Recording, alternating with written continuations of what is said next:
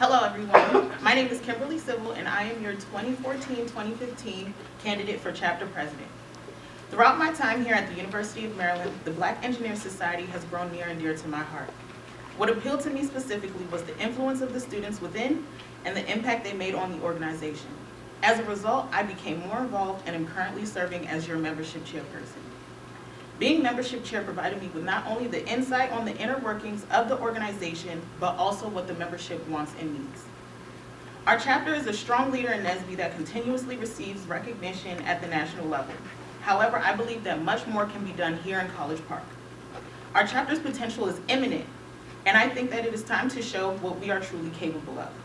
To release our untapped potential, we must become more involved in the community, develop ourselves professionally, and excel academically. When we are able to successfully fulfill these tasks, we will be a powerhouse in NSBE as well as within the STEM community here at the University of Maryland. I plan to harness the ideas, skill sets, and experiences of the board while utilizing all the available resources at my reach that are necessary to lead this organization to new heights. We have an amazing foundation that has developed into the organization that we are a part of today. Let me continue on with the framework that Whitney and other predecessors have left behind. Allow me to prove to you all that I can and will get the job done. Thank you.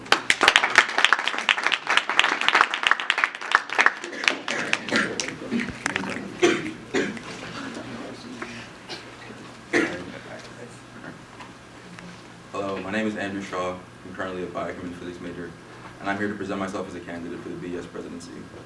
Are you in BES? Why are you involved in it? And what is your motivation, as I don't seem to show any? And I realized that a lot of people have very personal interactions with BES, in which maybe they were in the bridge program or they made lifelong friends, and I feel like I haven't had those experiences. And recently, while I was in the lounge, I realized why, when I walk through the engineering building, I feel an inescapable urge to go to the lounge every time.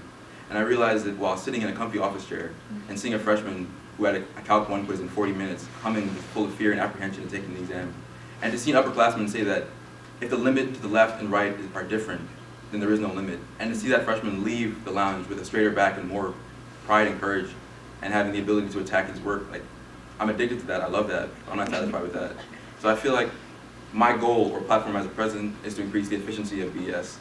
And I've kind of found during my 3 years at BES and during observing is that when a leader of an organization has an extreme or very polarized goal, over time, those goals disappear. So for example, if 1 year or 1 semester, the E-Board devotes itself to having a very, very strong academic retention program that requires huge input from the E-Board, if the next president decides to invest in membership, you lose that academic retention program. So my goal is to look at incremental progress while seeing the future of BES as more than just our tenure here, and seeing it as an organization that has years to come and that will affect many people. So I have 3 main directives that I tend to pass on to the following E-Board. I want to have a template that is documented for a team-based academic retention program that will be there for the E-Board that they can use if they don't.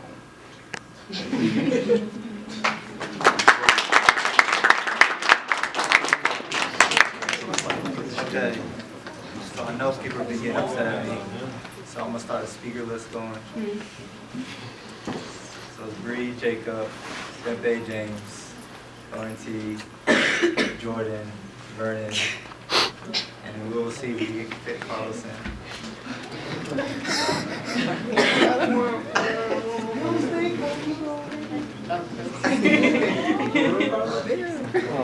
as what you were at that and you saw how we did not win the Distinguished Chapter of the Year. What do you guys plan to implement so that next year will be different? That was what I addressed in my speech. I feel like looking at BES in its yearly kind of dimension kind of limits you in terms of maybe winning awards in general.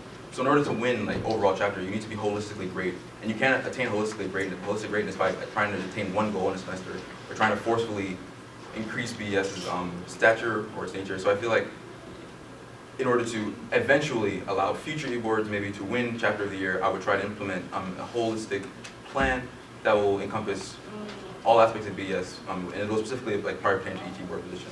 So I would want to have a strong retention program, increase membership, strong metrics, and I want to increase a culture that promotes interaction with the national and regional board.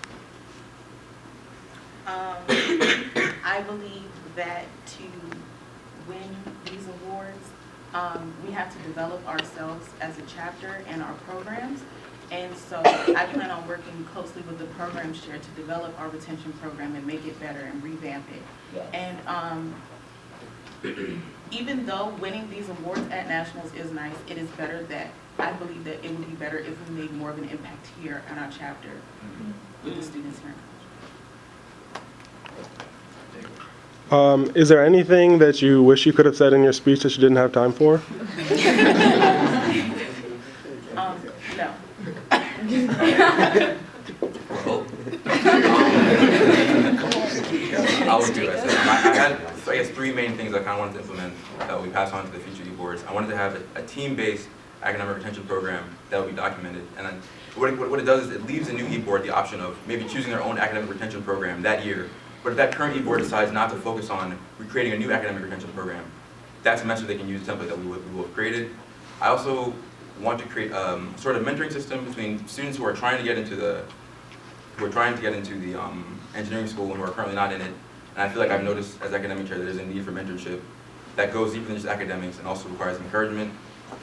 Thirdly, I want to have 1 annual professional or academic event a semester, and I've noticed that while in the social committee of my fraternity, and for the past 2 years, is that when throwing a philanthropy event or a social event, as the number of years of an annual event increases, people begin to respect it more and will attend. So if you have an event that is annual, by the year 2, 3, 4, and 5, its credibility increases just numerically.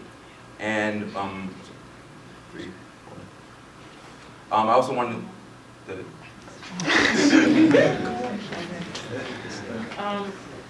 Seeing as how you guys are both current e-board members, what are the things, serving on the e-board now, what are the things that you could have, that you've seen, that you've learned that will strengthen your presidency and help you actually strategize the goals that you created? So your directives that you guys both have. What are the things you've learned that will lead to a strategy that will help you? Did I say strategy wrong? I believe that my position in and of itself has helped me prepare for the presidency. Before I was membership chair, I worked closely with the previous membership chair.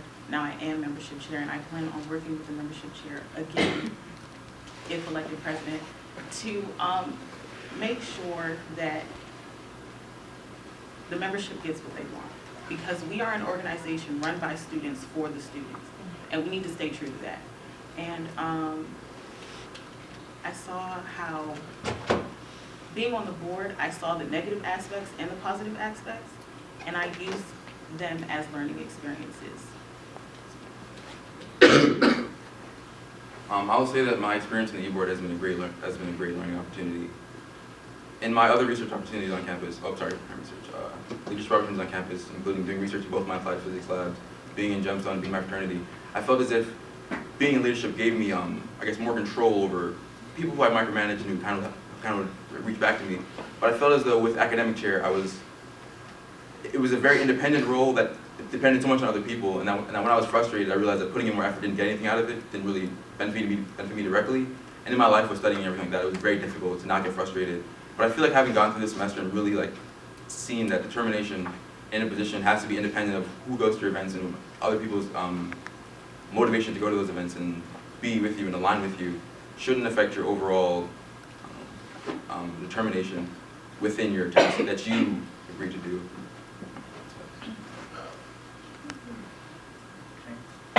This question is actually from Ms. Whitney Wilson. This is something I asked her before, and she wanted to ask you all. At the end of your tenure as president, what is the last thing that you will want students to come out of that year from BES? So I wanted people to be a family. She wanted academic excellence to increase. What do you want a student from BES to say, this year I can take away from your tenure? All right. I mean, that's a very complicated question because you have people who are in all 4 years of college. So I would kind of want every single different person to get something different out of it. And even the national reports suggest that you that you kind of range your events based on the year of your people. So I guess I would want seniors to be very prepared to get a job. I don't necessarily expect seniors to have a job already because it takes time. but I would definitely want seniors who leave to be emboldened for their job search and to be motivated and to have confidence. I would want juniors to be prepared to attack or deal with their postgraduate work, but also be very, very strong in academics, as upper levels are not a game and do require good preparation from your lower levels. And overall, I want freshmen and sophomores to definitely do research into postgraduate opportunities and to become a friendship in the family and to be very aware of what it means to be in leadership in BES. And I feel like the leadership or what it involves in BES is often very, very, I don't say it's covert or secret, but it's not advertised often outside of the couple weeks before elections. If elected president, at the end of my tenure, what I would want the membership to gain out of my presidency would be an organization that they feel like they are truly a part of. I want the membership to feel the way I felt by the end of my freshman year. I truly love this organization, and I feel like until you love BES, you can't really get out of BES what we want for you. So I want people to love BES. So that's all we have for questions. If anybody wants to extend time, I would entertain that. You can have some time. I move that we extend question time for 3 minutes. Second. 3. 3 minutes. Yay or nay? Say yay. Yay. All those nay. Once again, the yays are louder. So we extend the questioning for 3 more minutes. And I believe the next person that was on the list was going to speak. Hi. I want to know what made you want to become president. Sure, you both say that you have passion and that you want to make a difference, but what really made you want to run? Was it just because you were nominated, or did you have that thought beforehand? I truly believe that I can lead this organization to being better. It's not just about the nomination or my resume or anything like that. I truly believe that I can help bring this organization to a new standard, something like that. Could you repeat the last part of your question? I'm saying, sure, you both say that you have passion and dedication, you love this organization, but what other than just a nomination, why did you want to become president? In BES, I always saw myself as maybe micromanaging or being involved in some lower fashion that didn't really involve leadership.